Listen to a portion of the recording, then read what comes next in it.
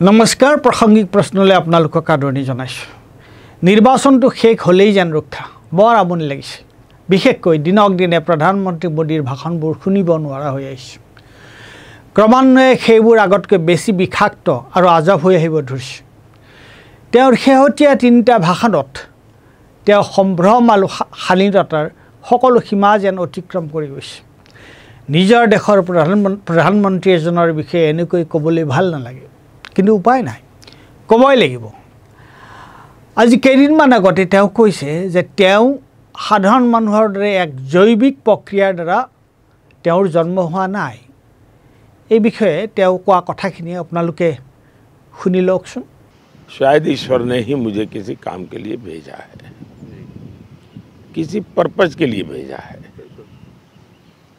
और ईश्वर ही मुझसे सब कुछ करवाता है वही दौड़ाता है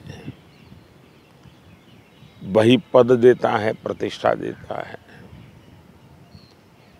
वही परिणाम भी देता है দেখিলে মোদী ভগৱানৰে অংশ এক অৱতাৰী পুৰুষ অজৈৱিক প্ৰক্ৰিয়াৰে তেওঁৰ ধৰাতলত আবিৰ্ভাৱ হৈছে ভগৱানে তেওঁক তেওঁৰ দূত হিচাপে পৃথিৱীলৈ পঠিয়াইছে এতিয়া আপুনি কি ক'ব এইটো এটা আলোচনাযোগ্য বিষয় নে কিন্তু দেশৰ প্ৰধানমন্ত্ৰীয়ে কৈছে আপুনি কথাটো উলাই কৰিবও নোৱাৰে মানুহৰ ওপৰত তাৰ প্ৰভাৱ পৰিব আমি জানো যে ভাৰতবৰ্ষ অশিক্ষিত অৰ্ধশিক্ষিত আৰু অন্ধ সংস্কাৰাচ্ছন্ন লোকেৰে ভৰি আছে দেশৰ মুখিয়াল মানুহজনে যদি তেনে কথা কয় তেওঁলোক তাৰ দ্বাৰা নিশ্চিতৰূপে প্ৰভাৱিত হ'ব পঠিয়ান যাব কিন্তু প্ৰধানমন্ত্ৰীৰ এই দাবীৰ প্ৰতি সাধাৰণভাৱে শিক্ষিত মানুহ এজনে কি প্ৰতিক্ৰিয়া প্ৰকাশ কৰিব প্ৰধানমন্ত্ৰী নৰেন্দ্ৰ মোদীৰ দেউতাকৰ নাম আছিল দামোদৰ দাস মুলচান মোদী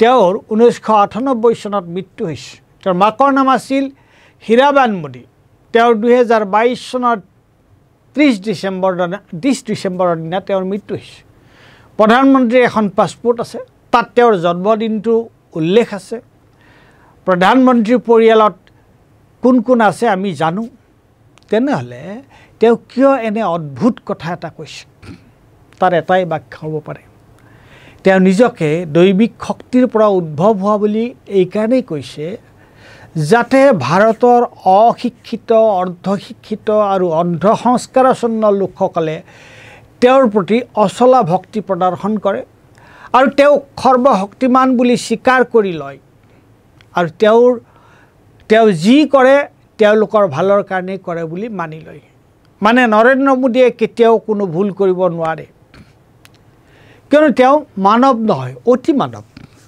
তেওঁ এক ঐশ্বৰিক শক্তি এতিয়া প্ৰধানমন্ত্ৰী ডাঙৰীয়াই কোৱা আন দুটা কথালৈ বিহাৰত নিৰ্বাচনী প্ৰচাৰ চলাই সেইদিনা মোদী ডাঙৰীয়াই তেজস্বী যাদৱৰ বিষয়ে বক্তৃতা কৰি কি কৈছিল শুনি লওকচোন एक और गारंटी दे रहा हूं जिन्होंने बिहार के गरीबों को लूटकर नौकरी के बदले जमीन लिखवाई है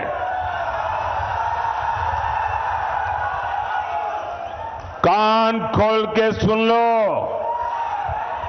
उनका भी जेल जाने का काउंटडाउन शुरू हो चुका है ये जैसे ही ये हेलीकॉप्टर में चक्कर मारने का समय उनका पूरा होगा जेल का रास्ता तय हो जाएगा सब নিৰ্বাচনী প্ৰচাৰৰ মাজত কোৱা এইটো কেনে কথা এতিয়া হেলিকপ্টাৰত ঘূৰি লোৱা তাৰ পিছত তোমাক জেললৈ পঠিয়াম প্ৰধানমন্ত্ৰী এজন ইমান তললৈ নামিব পাৰেনে এইবাৰ এই ভাষণটো শুনক মুজৰা अपने वोट बैंक की गुलामी करनी है तो करें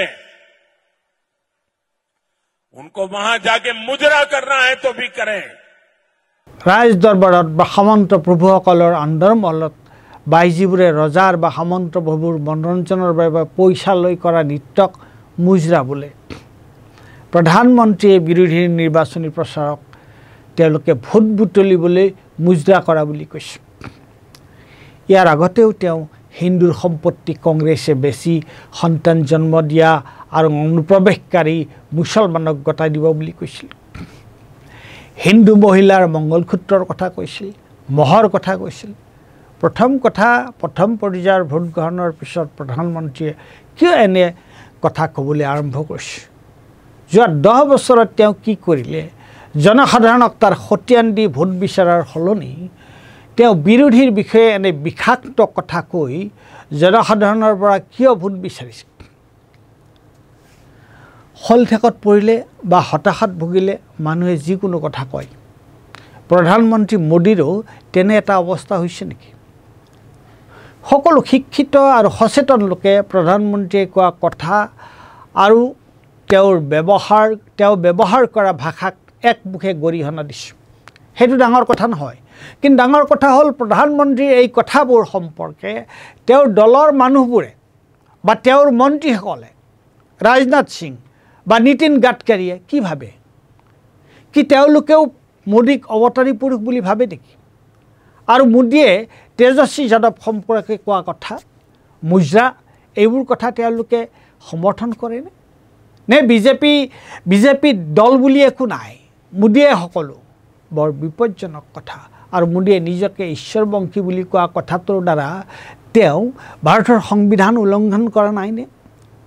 ভাৰতৰ সংবিধানত বৈজ্ঞানিক মানসিকতাৰ কথা কোৱা হৈছে। সেয়েহে নিজকে অৱতাৰী পুৰুষ বুলি কোৱাটো দেশকৈ অবৈজ্ঞানিক আৰু সংবিধান উলংঘন নহয় জানো? নিৰ্বাচন চলি থকা সময়ত তেজস্বী যাদৱক তেনেকৈ ধমকি দিয়াৰ অধিকাৰ প্ৰধানমন্ত্ৰী নৰেন্দ্ৰ মোদীৰ আছেনে?